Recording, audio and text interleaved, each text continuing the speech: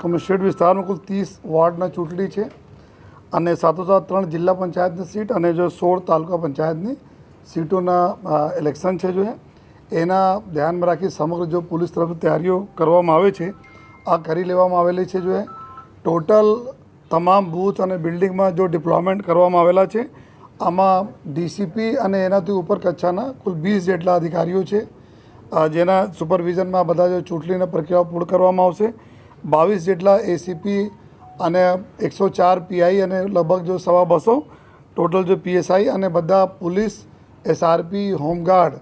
અને જો અત્યારે અલગ અલગ જો પોલીસના જો અમારા ટ્રેનિંગ છે બધા મળીને લગભગ જો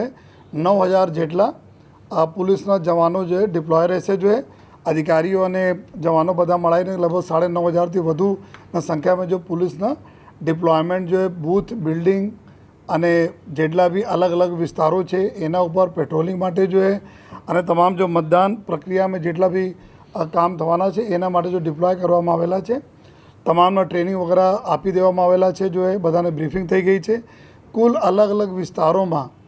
પોલીસના સતત જો હાજરી રહે જો અમારા એવા વિસ્તારો છે જ્યાં 2-3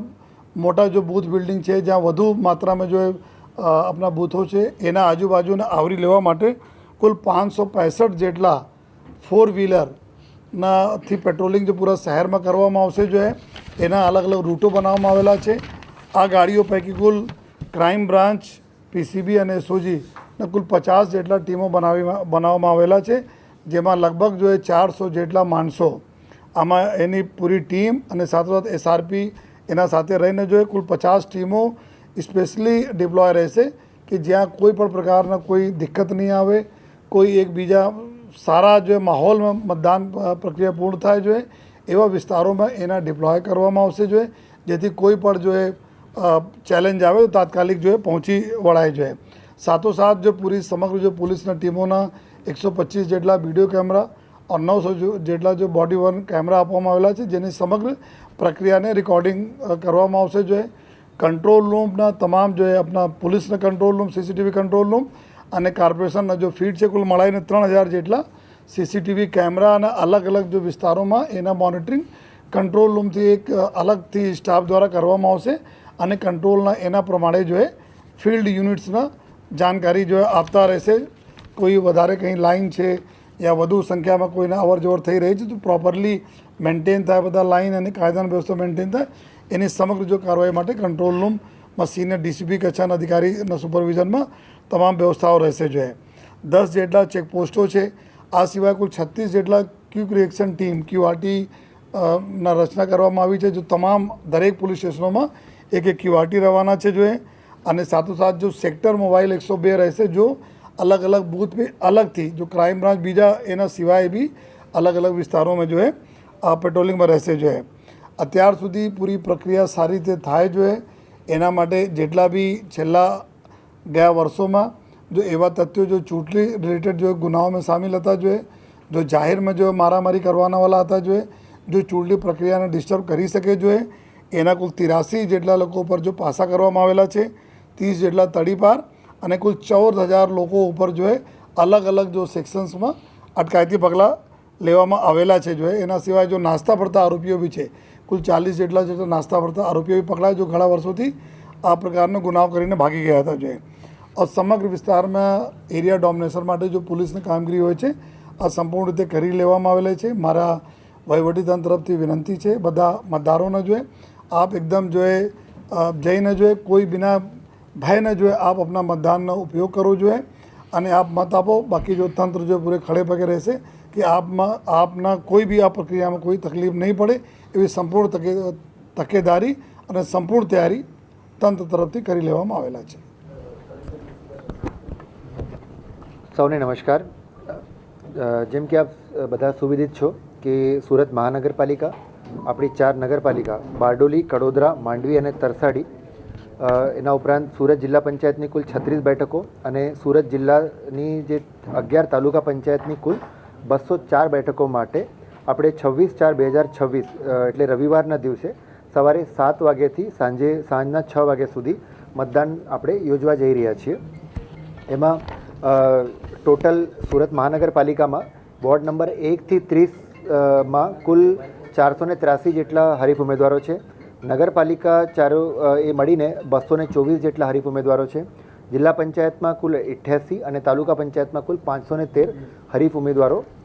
નોંધાયેલા છે. આની વાત કરીએ તો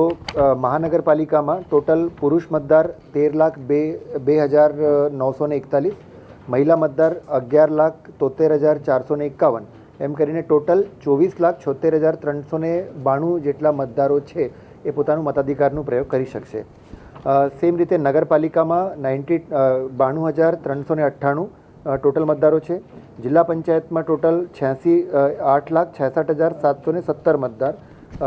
અને એવી તાલુકા પંચાયતમાં પણ સેમ જે મતદારો છે એ આપણો મતાધિકારનો પ્રયોગ પરમ દિવસે કરી શકશે. દરેક મતદાન મથકની વાત કરીએ તો મહાનગરપાલિકામાં કુલ 2610 મતદાન મથકો છે અને 946 મતદાન મથક લોકેશન એટલે PSL જેને કહીએ છીએ આપણે એ છે. એમાં આપણે દરેક જગ્યાએ જ્યાં જ્યાં છાંયડાની વ્યવસ્થા નથી ત્યાં આપણે 1100થી ઉપર મંડપમાં આપણે છાંયડાની વ્યવસ્થા કરી છે. સાથે સાથે કડોદરા, માંડવી, તરસાલી, બારડોલી નગરપાલિકા આમ ટોટલ મળીને 95 એટલે 95 મતદાન મથક છે અને 36 મતદાન મથક સ્થળ છે. જિલ્લા પંચાયત તાલુકા પંચાયતમાં 1153 મતદાન મથક અને 757 મતદાન મથકના મથકો છે. એમાં આપણે પીવાના પાણીની, મેડિકલની અને બાકી જે વ્યવસ્થાઓ છે, છાંયડાની બધી વ્યવસ્થાઓ જે છે આપણે એન્શ્યોર કર્યું છે. EVMની વાત કરીએ તો BU-CUમાં સુરત મહાનગરપાલિકામાં 6020 BU અને 3070 CU આપણે ઉપયોગમાં લેવાના છે. નગરપાલિકામાં 136 BU અને 129 CU યુઝ થવાના છે અને જિલ્લા પંચાયતની બેઠકોમાં 2750 BU અને 2750 CU એટલે આ રિઝર્વ સાથેનો જે છે એ નંબર છે. તાલુકા પંચાયતમાં 1912 BU 1912 CU આપણે યુઝ કરવાના છીએ. મતદાન મથક સ્ટાફની વાત કરીએ તો મહાનગરપાલિકા, નગરપાલિકા અને જિલ્લા તાલુકા પંચાયત મળીને ટોટલ 20,367 જેટલું સ્ટાફ છે એ મતદાન મથકના દિવસે કાર્યમાં રહેશે. આપણે સિસ્ટમેટિક વોટર અવેરનેસ પ્રોગ્રામ એક્ટિવિટીની વાત કરીએ, ધારો કે SAPની વાત કરીએ તો આ વખતે આપણે સુરત મહાનગરપાલિકા વિસ્તારમાં ટોટલ 24,78,076 મતદારો માટે જિલ્લા ચૂંટણી અધિકારી તરફથી જે કાપલીઓની વિતરણ કરવામાં આવ્યું છે. એમાં લોકો જે છે બધી વિગતો એમને ક્યાં મત કરવાનું જવાનું છે અને એમનું પોતાનું જે મતદાન મથક કયું આવ્યું એ પણ એ સર્ચ એમાં જે QR કોડ આપ્યું છે એમાંથી સર્ચ કરી શકશે. પણ આ કાપલી છે એ મતદાન કરવા માટેનો કોઈ પુરાવો નથી. એ રાજ્ય ચૂંટણી આયોગ તરફથી જે નિર્દિષ્ટ કરેલા જે 14 અલગ અલગ ઓળખપત્રો છે એનાથી જ મતદાન થઈ શકશે. એના સાથે અમે અવેરનેસ પ્રવૃત્તિમાં જે LED ઉપર ડિસ્પ્લેમાં બેનર, પોસ્ટર્સ એ બધું કર્યું છે. જિલ્લા શિક્ષણાધિકારીની કચેરી દ્વારા પણ સ્કૂલો અને કચેરીના કેમ્પસમાં અલગ અલગ સ્પર્ધાઓનું આયોજન કરવામાં આવ્યું હતું. મહેંદી સ્પર્ધાનું આયોજન કરવામાં આવ્યું હતું અને એટલે દરેક સમાજના જે વર્ગ છે એમને આવરી લઈને વોટર્સ અવેરનેસના પ્રોગ્રામ્સ અમે કર્યું છે. પોસ્ટલ બેલેટની વાત કરીએ તો જે ચૂંટણી ફરજ સાથે જોડાયેલા લોકો છે જે પોસ્ટલ બેલેટથી મતદાન કરવાના છે એમાં ટોટલ જિલ્લામાં 2,793 જેટલા પોસ્ટલ બેલેટ ઇસ્યુ કર્યા છે અને એની સામે 2327 લોકોના જે વોટિંગ છે એ પૂર્ણ થઈ ગયું છે. એ જ પ્રકારે જે સુરત મહાનગરપાલિકા, નગરપાલિકા અને જિલ્લા પંચાયતમાં પણ જે રિસીવિંગ ડિસ્પેચિંગ સેન્ટર છે એ નિર્દિષ્ટ કર્યા છે અને RO wise receiving dispatching centre થવાનું છે અને એના પછી જે કાઉન્ટિંગ સેન્ટર્સ છે, કાઉન્ટિંગ સેન્ટર્સ પણ મહાનગરપાલિકામાં SS ગાંધી કોલેજમાં આપણે રાખ્યું છે જે કાઉન્ટિંગ 28 એપ્રિલના રોજે સવારે 9 કલાકથી યોજાશે. નગરપાલિકા જે અલગ અલગ નગરપાલિકામાં નગરપાલિકા ખાતે કાઉન્ટિંગ સેન્ટર્સ આયોજન કર્યું છે અને જિલ્લા તાલુકા પંચાયતમાં તાલુકા હેડક્વાર્ટર્સ ઉપર આપણે કાઉન્ટિંગની વ્યવસ્થા કરી છે. સ્થાનિક સ્વરાજ્યની ચૂંટણી માટે આપણે મહાનગરપાલિકામાં 10 ચૂંટણી અધિકારી એટલે ROs છે, નગરપાલિકામાં 4 RO, જિલ્લા પંચાયતની 36 સીટો માટે 9 ચૂંટણી અધિકારી છે